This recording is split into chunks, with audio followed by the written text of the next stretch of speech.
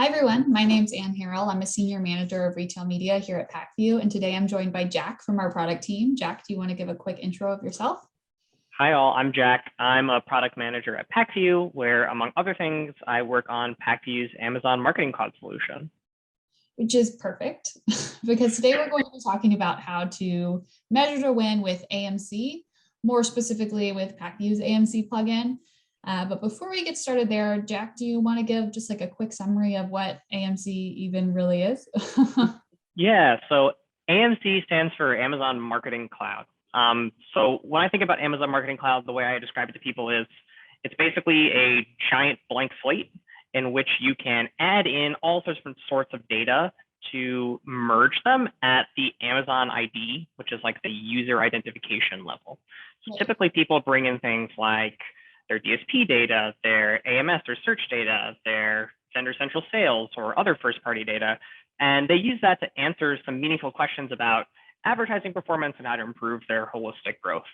On the Pacvue side, we integrate with AMC through the AMC API, which means rather than logging into the native console, advertisers and Pacvue users can access their AMC data through their Pacvue account. We then show the different types of queries and data points you can pull from AMC and pre-built visualizations designed for users to be in a no-code environment. So users have access to this dashboard with all those pre-made visualizations and queries, some of which are from Amazon's instructional query library, and some of them which are sort of Pacvue house specials, so to speak. Gotcha. Yeah, I mean, I think that's really kind of the beauty of AMC. It sounds very complex and advanced and cool, but when you dig a little deeper, I think the true value add of AMC is pretty simple. It's measurement and it's attribution, right? And it's a way to look more holistically at your overall advertising program so that you're not just so focused on ROAS, or especially last touch ROAS, which I think allows people to be a little bit more mature and advanced in the way that they're reporting. Yeah, I think ROAS is one of the metrics that I think is the easiest way to lie in advertising with numbers.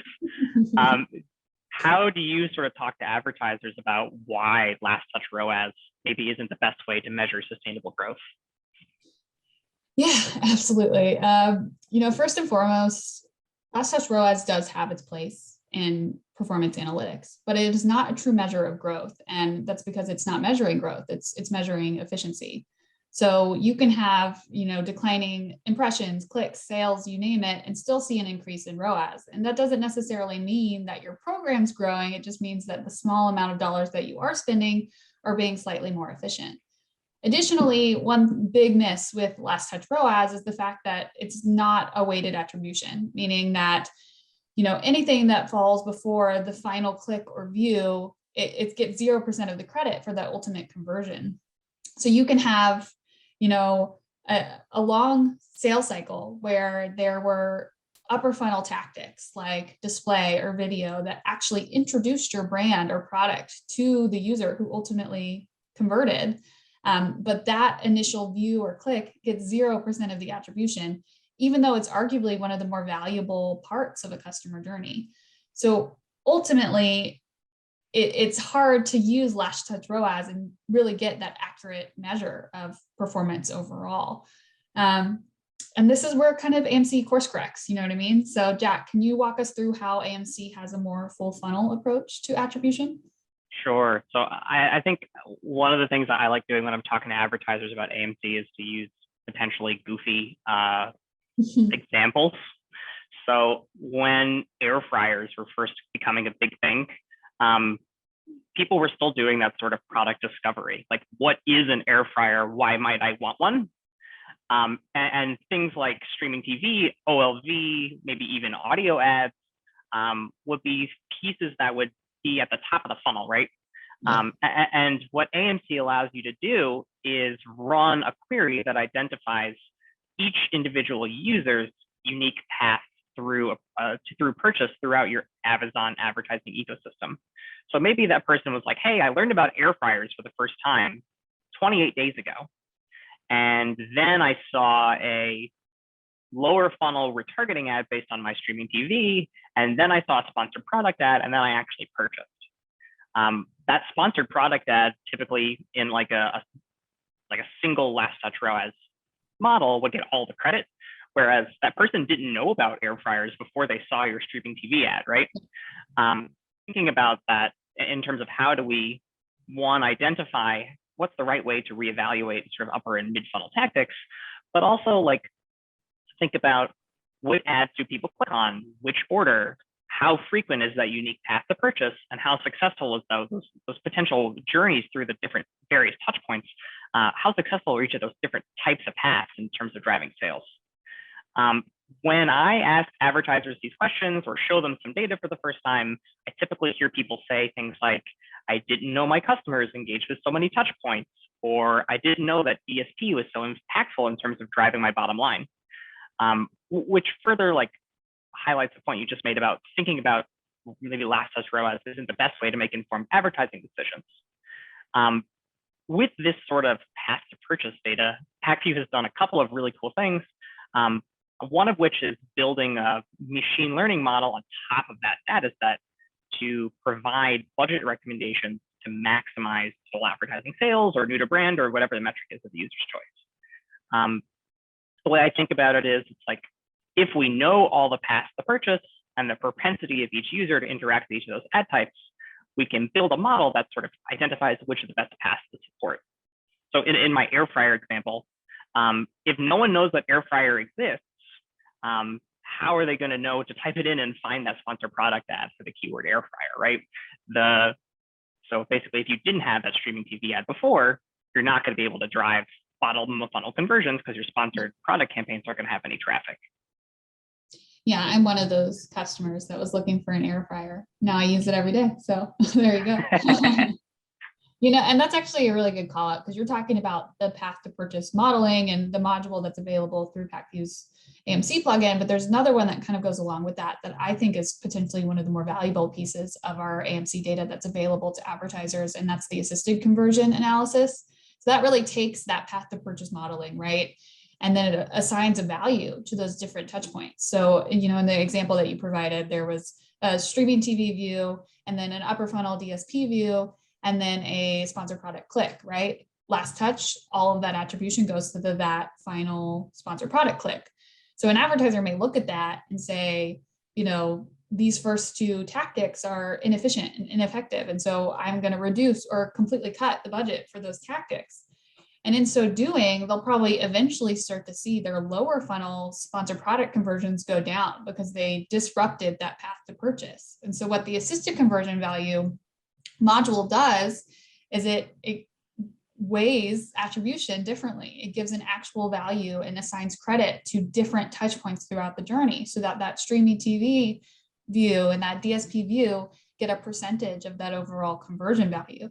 And then you can actually back into the true dollar amount value of these tactics. And, going back to last touch ROAS, it completely negates all of that value. There's actually something called assisted conversion ROAS, which does exactly what it sounds like it does. And it takes those assisted conversions and the value associated with them and gives you a true efficiency measure for these upper funnel tactics that previously were kind of like a black box, right? Like we were barely able to track them, especially when we're thinking about, like streaming TV. And so you can truly see that these channels and tactics that for years and years have been, segmented as inefficient are actually in many cases more efficient than their lower funnel counterparts, because they are assisting in so many of those last touch conversions, but just getting so few of the actual attribution or actual conversion attribution for those tactics and that overall journey. So I think that those two modules work really, really well together to give you a more comprehensive picture. And then when you layer in Pacvue's ability to help you model out your budget, it helps you make more informed decisions as an advertiser. Yeah, I think there's a really strong example that popped into my mind that I would love to talk through a little bit. So that those modules that you described, I think, highlighted to one of our advertisers who sells electronics and toys, and they came to us at Pacvue and said, "Hey, we want to figure out how to increase sales, right? We want to grow our business." And what we typically find, and when I look at accounts, I'm sure you've seen the same thing, is like, because of last touch attribution and modeling, every marketer is trying to make themselves look good on paper and tell their bosses, hey, I'm doing a great job managing your money. Look how efficient I am, which means I spend way too much money on sponsored products because that's what gives you really good ROAS numbers, basically. And we saw this was really the case with this advertiser. And when we ran those path to purchase analysis, that query, we saw that the journeys through the customer journeys that were most impactful and drove the most new to brand sales and drove the most sales overall were ones with more DSP touch points. Right. So we started off with they started off with a ratio of spend on search to DSP of about 80 to 20. We ran our budget suggestion AI and said, hey, maybe you should try 60-40 instead. So month over month, they kept the budget about the same, approximately like 250 grand. And that's a pretty substantial amount of money. And we saw that their ad sales month over month increased 64%. We didn't change the tactics. We didn't change the targeting, didn't change the audiences. We just moved money from bucket A to bucket B. And that's all we needed to do to dramatically increase their sales. So that seems like a pretty strong proof of concept to me. Yeah, I would definitely say that's a good example to give. And, we see that time and time again as retail media and just like general Amazon advertising is growing exponentially. And there's more and more advertisers and more noise that you have to kind of cut through.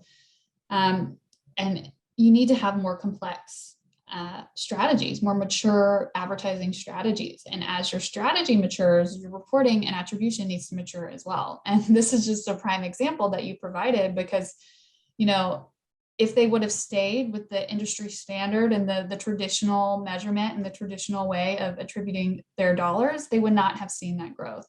And if we maintain, one way of looking at our data, then we're also not going to see growth of that magnitude. And they didn't even have to increase their budget to access that additional revenue. So ultimately, I think it's important to make sure that we're layering on these new perspectives and layering on this data that really provides details into areas that we've never had detail before. And I could probably talk about this for hours, but for the sake of time, I think that's all that we have time for today. For all of those watching at home, if you have any more questions about measuring to win or AMC with Pacvue, log on to pacvue.com. Otherwise, thanks for joining us today. Thanks so much, everyone.